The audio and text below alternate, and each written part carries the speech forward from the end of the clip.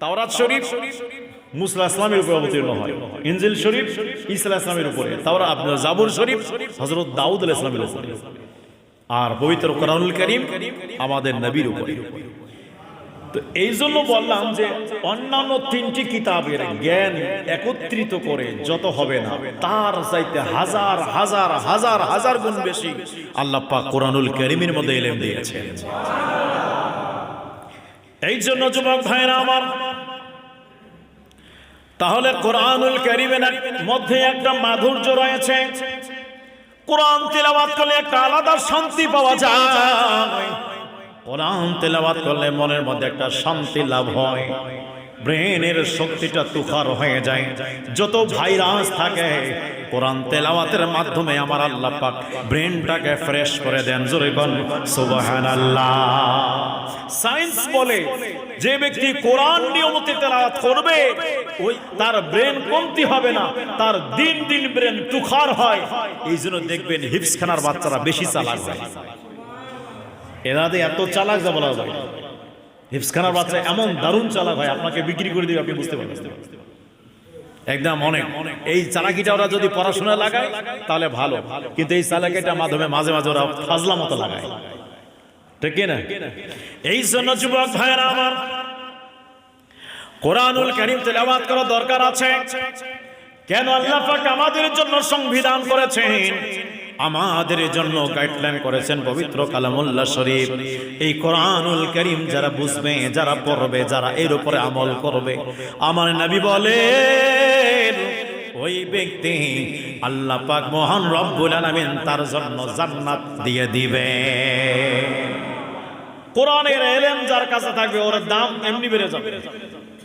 কোরআনের শুধু হাফেজ হলেই যে হবে নয়, যে ব্যক্তি নিয়মিত কোরআন পাঠ করে এবং ওই অনুযায়ী আমল করে, হালালকে হালাল জানে, হারামকে হারাম জানে, সবকিছু পার্থক্য করে চলে, যদি কোনো ব্যক্তি এই রকম আমলিয়াত হতে পারে, আমার নবী বলেন আমার আল্লাহ পাক মহান রব্বুল আলামিন তাকে জান্নাত দিয়ে দিবেন। শুধু তাই নয়, তাই নয়, আমার নবী বলেন সাহাবীরা রে, ও আমার সাহাবীরা শোনো শোনো, যারা এরকম আমল করবে, কোরআনের জ্ঞান অর্জন করবে, ওই অনুযায়ী আমল করবে, আমার আল্লাহ রোজ কিয়ামতের ময়দানে ওই ব্যক্তির এমন একটা ক্ষমতা দান করবে, তার পরিবারের মধ্যে 10 জন ব্যক্তি, যেই ব্যক্তিগুলো অনিবার্য জাহান্নামী হয়ে গেছে, ওই ব্যক্তিদেরকে ওই ব্যক্তি টেনে টেনে টেনে টেনে জান্নাতে নিয়ে যাবে। 10 জন ব্যক্তিকে শাফাআত করবে। কয়জন ব্যক্তি? 10 জন ব্যক্তি শাফাআত করবে। কোন ব্যক্তি? যে ব্যক্তি কোরআন শুধু পড়বে, ওই অনুযায়ী আমল করবে। এই হাদিসের ব্যাখ্যার মধ্যে আসছে, এখানে কোরআনের হাফেজ বলা হয় নাই বা আলেমে দ্বীন বলা হয় নাই, এখানে আমার রাসূল আনলিমিটেড নির্দিষ্ট করে বলে নাই। আমার রাসূল পাক এখানে অনির্দিষ্ট ঘোষণা দিয়েছেন, যে ব্যক্তি কোরআন শিক্ষা অর্জন করবে এবং কোরআন ওই অনুযায়ী আমল করবে, হালালকে হালাল জানবে, হারামকে হারাম জানবে, যারা এটা ওই অনুযায়ী আমল করবে, আমার আল্লাহ তাকে জান্নাত দান করবে। শুধু জান্নাত দান করবে না, তাকে কিয়ামতের ময়দানে এমন একটা যোগ্যতা আল্লাহ দান করবে, ওই ব্যক্তি তার পরিবারের থেকে 10 জন ব্যক্তিকে জাহান্নাম থেকে বের করে জান্নাতে নিয়ে যাবে। জোরে কোন সুবহানাল্লাহ। এই হাদিসের ব্যাখ্যার মধ্যে আসছেন, একজন কোরআন পাঠক কোরআন যে পাঠ করে, তেলাওয়াত করে, এই অনুযায়ী আমল করে, তার যদি এত যোগ্যতা হয়, রে যুবক ভাইরা, আমার মায়ের নবী বলেন, তাহলে একজন কোরআনের হাফেজের কত দাম হবে? জোরে কোন সুবহানাল্লাহ। কোরআনের হাফেজের কত দাম হবে? কোরআনের হাফেজের যদি এত দাম হয়, তাহলে কোরআনের ব্যাখ্যা বিশ্লেষণ বুঝে বুঝে বুঝে বুঝে যারা চলবে, জ্ঞান অর্জন করবে এবং আমল করবে, ওই আলেমদের দাম কত হবে? ওই আলেমরা কিয়ামতের ময়দানে হাফেজ, আলেম, শহীদ এনারা সকলেই শাফাআত করবে। রে যুবক ভাইরা, আমার নবী বলেন তারা সকলেই শাফাআতকারী হবে। কাকে শাফাআত করবে? তার মা বাবা, তার ভাই বোন, তার পরিবারের মধ্যে থেকে 10 জন করে ব্যক্তিকে টেনে টেনে জান্নাতে নিয়ে যাবে। যেই ব্যক্তিগুলো জাহান্নামে চলে গেছে ওখান থেকে বের করে জান্নাতে নিয়ে যাবে।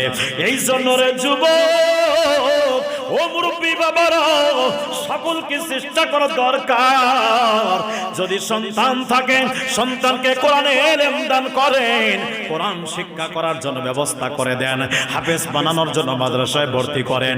রে যুবক ভাইরা, কারণ আমার আল্লাহ পাক মহান রব্বুল আলামিন কোরআনের ইলম অর্জনকারীর সম্মান ইহকালেও দিয়েছেন, পরকালেও দিয়েছেন।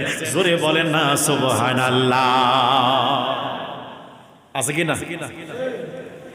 এই জন্য মাদ্রাসায় বাচ্চাদেরকে ভর্তি করাবেন, কোরআনের জ্ঞান দ্বারা তারা জ্ঞানী হয়ে যাক, আলোয় আলোকিত হয়ে যাক। যুবক ভাইরা, শুধু তাই নয়, তাই নয়, যেই ব্যক্তিগুলো তার সন্তানকে এই শিক্ষায় শিক্ষিত করবে, চাহে ইচ্ছায় করুক বা অনিচ্ছায় করুক বা না করুক, কোন সন্তান যদি নিজের চেষ্টায় কোরআন শিক্ষা করে, কোন সন্তান যদি নিজের চেষ্টায়, মা বাবার চেষ্টায় অথবা নিজের চেষ্টায়, উভয় অবস্থায় যদি কোনো ব্যক্তি কোরআনের জ্ঞান অর্জন করে, হাফেজ হয়ে গেল, আলেম হয়ে গেল, আমার দয়াল নবী বলেন কিয়ামতের ময়দানে তার মা এবং বাবার মাথার মধ্যে আপনার মুকুট পরানো হবে, মুকুট পরানো হবে। সাহাবী রাসূল বলেন, নবী গো, ও মায়ের নবীজি, মুকুটটা কেমন হবে গো নবী?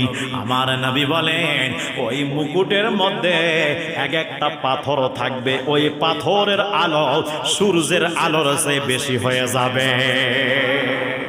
আমার নবী বলেন, ও আমার সাহাবীরা রে, সূর্য যদি তোমাদের কাছে চলে আসে, যেমনি ভাবে সূর্য কাছে চলে আসলে বাড়িঘর অন্ধকার থাকবে না, জমিনের অন্ধকার থাকবে না, সব জায়গায় আলো দ্বারা ঝলমল করবে। আমার মায়ার নবী ডাক দিয়া বলেন, ওই মা এবং বাবার মাথার মধ্যে যেই মুকুটটা পরানো হবে, ওই মুকুটের মধ্যে একটা নয়, দুইটা নয়, হাজার হাজার লক্ষ লক্ষ কোটি কোটি পাথরগুলো থাকবে। এক একটা পাথরের আলো সূর্যের চেয়ে বেশি হবে। জোরে কন্যা সুবহানাল্লাহ। এই পাথর যখন পাথরওয়ালা মুকুট যেই মাত্র পরাই দিবে, ওই সময় কিয়ামতবাসীরা সবাই বলবে, আল্লাহ, এটা কোন ব্যক্তি? তার মাথায় কেন এত দামি মুকুট পরা হয়েছে গো আল্লাহ? তার মাথায় কেন এত দামি মুকুট পরানো হয়ে গেছে মাওলা? আল্লাহ ডাক দিয়া, বান্দারে, এই আমার বান্দারা, জানতে চাও কেন পড়াইছে? কেন পড়াইছি?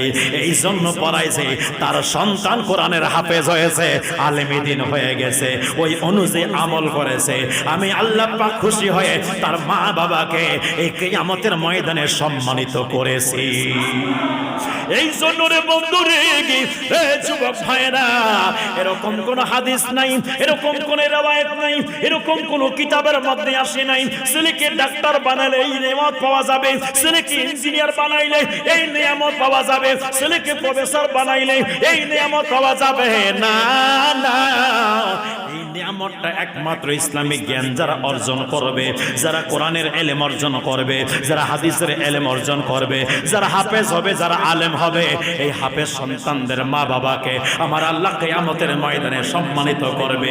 এই জন্য রে বাবা, আমি এটা বলছি না তার মানে যে আপনার ছেলেকে ইঞ্জিনিয়ার বানাবেন না, এটা না। না, হাফেজও করেন, ইঞ্জিনিয়ারও বানান, আলেমে দ্বীনও করেন, এদিকে আপনার প্রফেসরও বানাই দেন। কেন? একজন সন্তান ইসলামিক মাইন্ড এবং দুনিয়া বিলান দুই লাইনে পড়ার ক্ষমতা রাখে। কথা বলেন ঠিক না? আমাদের নলেজ হয়ে গেছে এটা, যে আরবিতে দিলে বাংলা হবে না, যদি আরবিকে দিয়ে দিই তো জেনারেল হবে না, জেনারেলে দিয়ে দিয়ে আরবি হবে না। এটা ভুল একটা সিদ্ধান্ত আপনার, এটা একটা ভুল আপনার চিন্তা ভাবনা। যদি আপনার ছেলে সুন্দর করে একটা ভালো একটা মাদ্রাসায় ভর্তি করে দেন, ওই বাচ্চারা মাদ্রাসার মধ্যে, বর্তমান তো আধুনিক সময়, এখন বর্তমান আরবি, বাংলা, ইংলিশ একসঙ্গে খুব ভালোভাবে শিক্ষা দেওয়া হচ্ছে। এরকম মাদ্রাসায় ভর্তি করান আপনারা। আলহামদুলিল্লাহ, আমার মাদ্রাসার মধ্যে আমার বাচ্চারা যারা ক্লাস 7-এ পড়ছে, ক্লাস 9-এ পড়ছে, তারা বর্তমান কুদুরি বলেন, হিদায়াতুন নাহু, তারা আরবি টু আরবি পড়ছে। তাহলে তারা এখনো ক্লাস 9-এর ছাত্রছাত্রী। এরা যদি আরবি টু আরবি পড়তে পারে, তো মেট্রিক যখন পাশ করবে তখন তার হাল কি হবে? আমার ইচ্ছা এটাই যে একজন বাচ্চা যখন আলেম পরীক্ষা দিবে, ওই বাচ্চার হাতে বুখারী শরীফ থাকবে, ওই বাচ্চার হাতে মিশকাত শরীফ থাকবে। এটাই লক্ষ্য উদ্দেশ্য। তাহলে একজন বাচ্চা যখন ইন্টার পাস করবে, ইন্টার পাস করতে করতে অ্যারাবিক দিক থেকে তার যোগ্যতা অর্জন হয়ে যাবে। যখন যোগ্যতা অর্জন হয়ে যাবে, বাচ্চা ইন্টার পাস করেছে, আপনি দেন এদিকে ইঞ্জিনিয়ারও তো দিয়ে দেন, ওদিকে আপনার ফাজিলও দিয়ে দেন। 1 বছর গ্যাপ রাখবেন, সমস্যা করে। ইঞ্জিনিয়ারও পড়বে, এদিকেও পড়বে। বাচ্চা ইঞ্জিনিয়ারও হবে, বাচ্চা আলেমও হবে। বাচ্চা ডাক্তার হবে, একটা আলেমও হবে। একটা আলেম যদি ডাক্তার হয়, কোন সময় যেন গরিবদের উপরে জুলুম করবে না। কথা বলেন ঠিক কিনা? কোন সময়ের জন্য আপনার বাচ্চারা গরিবদের উপরে কোনো জুলুম করবে না। সব সময়ের জন্য তারা চেষ্টা করবে মানব কল্যাণ। আসলেই তারা মানব কল্যাণমূলক কাজ করবে, যেটা আপনার প্রয়োজন সেটাই শুধু নেবে। কিন্তু একজন ডাক্তারের ভিজিট তো আপনার হাজার হাজার টাকা, অথচ দিনের বেলায় আপনার শত শত রোগী দেখছে। কত টাকা তাদের প্রয়োজন, অত সরকারি চাকরি করে, আবার এদিকে ভিজিট নিচ্ছে। খালি বর্তমানে একটা সময় চলে আসছে যে হুজুররা আসে এত টাকা নিয়ে যায়, আর হুজুর দিকে দেখছেন, একবার তো ডাক্তারের দিকে তাকা। কথা কয় না। এই জন্য ভাইরা আমার নবীজি পেটের মধ্যে পাথর বেঁধেছেন। কেন বেঁধেছেন? উম্মতরে, আমি নবী যদি চাইতাম দুনিয়াবি খাওয়া নয়, জান্নাত থেকে আল্লাহ খাওয়া পাঠাই দিতেন। জোরে বলেন ঠিক কে ঠিক না? জান্নাত থেকে খাওয়া পাঠাই দিতেন। কিন্তু আমার রাসূল চান নাই। আমার নবীজি পেটের মধ্যে পাথর বেঁধে 1 দিন 2 দিন অনাহারে থাকতেন। সাহাবী রাসূলকে শিক্ষা দিতেন, উম্মতদেরকে শিক্ষা দিতেন। উম্মতেরা, অথচ দেখো দেখো উতিতু বিমাফাতি খাজাইনিল আরদ, আমার রাসূল বলে আমার আল্লাহ আমার হাতের মধ্যে অর্পণ করেছেন, দিয়ে দিয়েছেন খাজাইনিল আরদ, জমিনের মধ্যে যত ধন ভান্ডার রয়েছে সমস্ত ধন ভান্ডারের চাবিগুলো আমার আল্লাহ আমার হাতে দিয়েছেন। তাহলে আমার নবীজি সবকিছু থাকার পরেও পেটের মধ্যে পাথর বাঁধলেন। রাজবক ও মুরব্বি বাবারা, প্রমাণ হয়ে গেল এটাই। আমার রাসূল পাক শিক্ষা দিচ্ছে, বেশি বিলাসিতা জীবন ভালো নয়, ভালো নয়। কষ্টের সাথে হক পথে থাকো, কারণ দুনিয়াটা মুমিনদের জন্য জেলখানা, কাফেরদের জন্য হলো বালাখানা। তুমি ইন্তেকাল করে যাও, ইন্তেকাল করার পরে যত আরাম আয়েশ লাগবে কবর থেকে শুরু হয়ে যাবে। দুনিয়াতে অত আরাম আয়েশ খুঁজো না রে। এই জন্য আমার আলা হযরত বলেছেন, আয় রাজা হর কাম কা এক ওয়াক্ত হ্যায়, দিল কো ভি আরাম হই জায়েগা। ঠিক কি না বলেন? আমার আলা হযরত বলেন যে আয় রাজা হর কাম কা এক ওয়াক্ত হ্যায়, দিল কো ভি আরাম হই জায়েগা। দুনিয়ার তো বিলাসিতা জীবন আপনারা স্বাচ্ছন্দ্য বোধ করে আপনারা চেষ্টা করছেন আর কি সুখে কেমনে থাকা যায়। আরে ভাই, চাহিদা কোনোদিন আপনার শেষ হবে না। আজ যেটা চাচ্ছেন আল্লাহ দিচ্ছে। এখন আপনি ভাবছেন যে এতদিন তো টিনের বাড়িতে আছি, এখন বাড়িটা কেমনে দালান দেওয়া যায়, বাড়িটা দালান দেওয়া চিন্তা করেন কেমনে ফ্ল্যাট দেওয়া যায়, ফ্ল্যাট দেওয়ার পর চিন্তা করেন এখন কেমনে এয়ার কন্ডিশন করা যায়, আপনি এয়ার কন্ডিশন দেওয়ার পরে চিন্তা করেন কেমনে আর একটা বাড়ি করা যায়।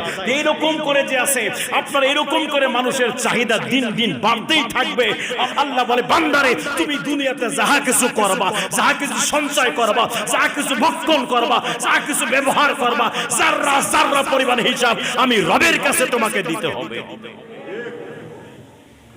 বাবা বাজারে পাঠাইছে, বাবা বাজারে পাঠাইলে 100 টাকা দিয়ে বাজার থেকে আসলো, এই কি কি করছো হিসাব দাও। বলে কিনা? কর্মচারীকে বাজারে পাঠাইলো, 1000 টাকা দিয়ে যাও এটা নিয়ে আসবা, টাকা নিয়ে আসো। বাসছে জি, কি কি নিছো, কোথায় কোথায় খরচ কত হয়েছে বলো। একটা কর্মচারী যদি 1000 টাকা দিয়ে হিসাব নিতে পারে, আর মহান রব তো আপনাকে সবকিছু দিয়েছে, তিনি কি হিসাব নিবে না? কথা কয় না, তিনি কি হিসাব নিবে না? তো ভুলে গেছেন হিসাব দিতে হবে একদিন, কিয়ামতের মাঠে হিসাব দিতে হবে। যদি আমরা হিসাব দিতে না পারি তাহলে কি হবে একবার ভাবছেন? এই জন্য গরিবরা 500 বছর আগে জান্নাতে যাবে। এই জন্য গরিবরা 500 বছর আগে জান্নাতে যাবে বড় লোকদের আগে। বড় লোকরা হিসাব দিতে দিতে দিতে দিতে গরিবরা চলে যাবে জান্নাতে, জান্নাতের মজা আগে নিবে। এই জন্য রে যুবক, ও মুরব্বী বাবাজিরা গো, গভীর মনোযোগের কান লাগান। সদা সর্বদা চেষ্টা করতে হবে আমার থেকে যেন আল্লাহ পাকের নাফরমানি না হয়, আমার থেকে যেন আল্লাহ পাকের পরহেজগারিতা নষ্ট হয়ে না যায়। এরে আমার বাবারা, কোরআনুল কারীম আমল করবেন, কোরআনুল কারীম তেলাওয়াত করবেন, কোরআন অনুযায়ী আমল করবেন। এই রকম আমল যদি করতে পারো রে, আমার আর রাসূল বলেছেন তুমি জান্নাতি জান্নাতি জান্নাতি। একটা হাদিস আপনাদেরকে শোনাই, রাজবক ভাইরা, ও মুরব্বী বাবাজিরা গো, ফজরের নামাজ পড়ি কিনা? কথা কয় না। ফজরের নামাজ পড়েন? ফজরের নামাজ আপনারা পড়েন? ফজরের নামাজের মধ্যে একটা বোনাস আমার রাসূল পাক ঘোষণা করেছেন। যুবক ভাইরা আমরা সকলেই জানি, গভীর মনোযোগের কান লাগান। আমার মায়ের নবী রাসূল পাক সাল্লাল্লাহু তাআলা আলাইহি ওয়াসাল্লাম তিরমিজি শরীফের মধ্যে হাদিস খানার বর্ণনা করেন, ওয়া আন মাআকাল ইবনে ইয়াসির আনিন নবী সাল্লাল্লাহু আলাইহি ওয়াসাল্লাম ক্বালা মান ক্বালা হিনা ইউসবিহ সালাসা মারাতিন আউযু বিল্লাহিস সামিউল আলিম মিনাশ শাইতানির রাজিম ক্বারা সালাসা আয়াতি মিন আখিরি সূরাতিল হাশর, সূরাতুল হাশর। তারপর আমার রাসূল বলেন, ওয়া কাল্লাল্লাহু বিহি ৭০,০০০ মালাইকিন ইয়াসাল্লুনা আলাইহি হাত্তা ইয়ামসিয়া ওয়া ইন মাতা ফি যালিকাল ইয়াউমি মাতা শাহীদা। জোরে বলুন সুবহানাল্লাহ। আমার নবী তারপর বলেন, ওয়া মান ক্বালাহা হিদা ইউমসি কানা তিলকাল মানজিলাতি রাওয়াহু তিরমিজি। জোরে বলেন আল্লাহু আকবার। আমার নবী বলেন, উম্মতরা শুনো, ফজরের নামাজ তোরা পড়ো, ফজরের নামাজের পরে সালাসা মাররাতিন তোমরা 3 বার পড়বা। কোনটা পড়বা? আউযু বিল্লাহিস সামিউল আলিম মিনাশ শাইতানির রাজিম। ফজরের নামাজের পরে 3 বার এটা পড়বা। এটা 3 বার পড়ার পর তারপরে পড়বা সালাসা 3 আয়াতিন, 3টা আয়াত। কিসের আয়াত? মিন আখিরি সূরাতিল হাশর, সূরাতুল হাশরের শেষের 3টা আয়াত পড়বা। উম্মত রে শুনো শুনো শুনো, ফজরের নামাজের পরে আউযু বিল্লাহিস সামিউল আলিম মিনাশ শাইতানির রাজিম এটা 3 বার পড়বা। 3 বার পড়ার পরে সূরাতুল হাশরের শেষের 3টা আয়াতে কারিমা পড়বা। যদি এটা পড়তে পারো তাহলে সরে দাও সরে দাও ৭০,০০০ আমার নবী বলেন ৭০,০০০ মালাকিন ফেরেশতারা কি করবে? তোমার জন্য ইউসাল্লুন, তোমার জন্য দোয়া করবে, তোমার জন্য দোয়া করবেন। কত হাজার ফেরেশতা বলেন? কত হাজার ফেরেশতা বলেন? ৭০,০০০ ফেরেশতা দোয়া করবে। নবী আমার বলেন, যত কতক্ষণ দোয়া করবে জানতে চাও? সূর্য অস্ত হওয়া পর্যন্ত। সারাদিন তোমার জন্য ৭০,০০০ ফেরেশতারা দোয়া করবে। ওরে আমার উম্মত শুনো রে শুনো, এই আমলটা যেই দিন করবা ওই দিনে যদি তোমার ইন্তেকাল হয়ে যায়, ওই দিনে যদি তোমার ইন্তেকাল হয়ে যায়, আমার নবী বলেন মাতা শাহীদান, তোমার ইন্তেকালটা সাধারণ কোনো হবে না, তোমার ইন্তেকালটা শহীদের পর্যায়ে চলে যাবে। আমার নবী বলেন উম্মত রে, তোমার ইন্তেকাল শহীদের পর্যায়ে চলে যাবে। আমার নবীর কদমে সাহাবী রাসূল বলল, ইয়া রাসূলুল্লাহ, ইয়া হাবিবাল্লাহ, ও আমার মায়ের নবীজি, এই আমলটা যদি সন্ধ্যার সময় করা হয় তাহলে কি পাওয়া যাবে? আমার নবী ডাক দিয়া বলেন, উম্মতরে শুনে নাও, শুনে নাও, যারা সন্ধ্যার সময় মাগরিবের নামাজের পরে এই আমলটা করবে, যেই আমল ফজরের সময় করলে যতগুলো নিয়ামত আল্লাহ বরাদ্দ দিয়েছে, ততগুলো নিয়ামতগুলো আমার আল্লাহ পাক সন্ধ্যার সময় যারা এই আমলটা করবে তাদেরকেও দান করে দিবে। এই জন্য রে যুবক ও মুরব্বী বাবাজিরা গো, সূরা হাশরের 3 আয়াত এটা আমাদের সকলের মুখস্থ আছে কি আছে না? যাদের নাই তারা মুখস্থ করে নেবেন। শেষের 3 আয়াতটা পড়বেন। আয়াতটা পড়ার আগে আউযু বিল্লাহিস সামিউল আলিম মিনাশ শাইতানির রাজিম 3 বার করে পড়বেন। তারপর সূরা হাশরের 3 আয়াত পড়বেন। এটা করলে আমার আল্লাহ পাক 70,000 ফেরেশতারা আপনার জন্য মোতায়েন করে দিবে। একদম সূর্য অস্ত হওয়া পর্যন্ত সারা দিন আপনার জন্য দোয়া করবে। যদি ওই দিন আপনি ইন্তেকাল করে যান তাহলে শহীদের মর্যাদা পাবেন। জোরে কোন সুবহানাল্লাহ। কোরআনের মধ্যে আল্লাহ সবকিছু দিয়েছেন, তবে এই নিয়ামতগুলো কারা পাবে? যারা ঈমানদার। জোরে কোন সুবহানাল্লাহ। কারা পাবে? যারা ঈমানদার। আমার নবী আরেকটা হাদিস শরীফের মধ্যে বলেন, ইয়া আসে কিনা, আসবে কিনা দাজ্জাল? কথা কয় না। দাজ্জাল আসবে কিনা? দাজ্জাল আসবে। আমার নবীজি এই হাদিস কানা রাওয়াহু তিরমিজি ওয়া কালা হাযা হাদিসুন সহিহ হাসানুন সহিহ। এই হাদিস কি ইমাম তিরমিজি হাসান বলেছেন, সহিহ বলেছেন। গরীব পর্যায়ে একেবারে হাসান এবং সহিহ। হযরত আবু দারদা রাদিয়াল্লাহু তাআলা বর্ণিত, ক্বালা ক্বালা রাসূলুল্লাহ সাল্লাল্লাহু আলাইহি ওয়াসাল্লাম, মান ক্বারা সালাসা আয়াতিন মিন আউয়ালিল কাহফি উসিমা মিন ফিতনাতিদ দাজ্জাল। আমার রাসূল পাক ঘোষণা করে দেন, হযরত আবু দারদা থেকে বর্ণিত হাদিস কানা, আমার নবী বলেন, যদি কোনো ব্যক্তি সূরা কাহফের, যদি কোনো ব্যক্তি সূরা কাহফের প্রথম 3 আয়াত, কয়াত 3 আয়াত, কোন সূরা? সূরাতুল কাহফ। সূরাতুল কাহফের 3 আয়াত পাঠ করে, আমার নবী বলেন দাজ্জালের ফিতনা থেকে ওই ব্যক্তি বেঁচে যাবে। অন্য হাদিসের মধ্যে বলে দেয়, আমার নবী বলেন, উম্মতরা শুনে নাও, দাজ্জালের ফিতনা সবচেয়ে বড় ফিতনা। রায় যুবক ভাইরা, দাজ্জাল মানুষকে শেষ করে দিবে, ইমানটাকে নষ্ট করে দিবে। দাজ্জাল যখন বের হবে, আল্লাহ পাকের কাছে বান্দারা ফানা চাইবে, আল্লাহ দাজ্জাল থেকে রক্ষা করো। আমার নবী বলেন, উম্মতিরা রে, দাজ্জাল সব পৃথিবী বিস্তার করবে, কিন্তু মনে রাখবা, মনে রাখবা, দাজ্জাল সব জায়গায় গেল, একটা জায়গা যেতে পারবে না, সেটা হলো মদিনাতুল মুনাওয়ারা। মদিনার হেরেমের মধ্যে যারা থাকবে, আমার নবী বলে তারা দাজ্জালের ফিতনা থেকে নিরাপদ। কেন? কেন? ওই সময় দাজ্জাল যখন আসবে, মদিনার মধ্যে প্রবেশ করার 7টা রাস্তা থাকবে। আমার আল্লাহ, আমার রাসূল পাক বলে নাই, 7টা রাস্তার মধ্যে আমার আল্লাহ এক একটা রাস্তার মধ্যে, এক একটা গেটের মধ্যে 2 জন করে ফেরেশতা মোতায়েন করবে, দাজ্জাল যেন ঢুকতে না পারে। যদি চলে আসবে, দাজ্জালকে থাম থেকে আউট করে দিবে, বের করে দিবে। এই জন্য রে যুবক, মুরব্বী বাবারা, এই জন্য সদা সর্বদা আল্লাহর কাছে দোয়া করবেন, আল্লাহ একদিন তো মারা যাব, অতএব মরণটা যেন আমার মদিনার জমিনে হেরেমের মধ্যে হয়ে যায়। ঠিক কিনা বলেন আমার ভাইরা? আলোচনা অনেক। তাহলে এই দাজ্জালের ফিতনা থেকে বাঁচার আমল কোনটা হলো? সূরা কাহফের প্রথম 3 আয়াত যারা পড়বে, যদি আপনার সময় দাজ্জাল চলে আসে, দাজ্জাল ঈমান নষ্ট অন্যদের করতে পারবে, কিন্তু আপনার ঈমান নষ্ট করতে পারবে না। তাহলে সব প্রেসক্রিপশন আল্লাহ পাক কোরআনুল কারীমের মধ্যে দিয়েছেন, সব ঔষধ আল্লাহ কোরআনের মধ্যে দিয়েছেন, আর সব ঔষধের কথা বলেছেন কে? কথা কয় না কায়? বলেছেন কে? আমার নবী বলেছেন।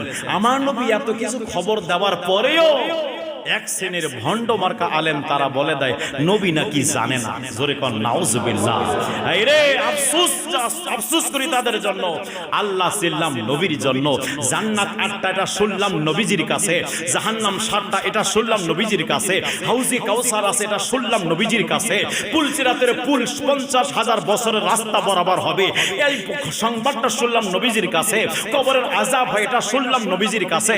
আমার নবী এত গায়েবের সংবাদ দেওয়ার পরে পরেও বলে দেয় আল্লাহ ছাড়া কেউ গায়েব জানে না। আল্লাহ পাক মহান রব্বুল আলামিন ওই সমস্ত ব্যক্তিদেরকে যারা আমার দয়াল নবীর গায়েব স্বীকার করতে চায় না, আমি দোয়া করি আল্লাহ তাদেরকে হেদায়েত দান করুক। সকলে বলি আমিন, আরো জোরে বলি আমিন। আমার নবী গায়েব জানে কি জানে না?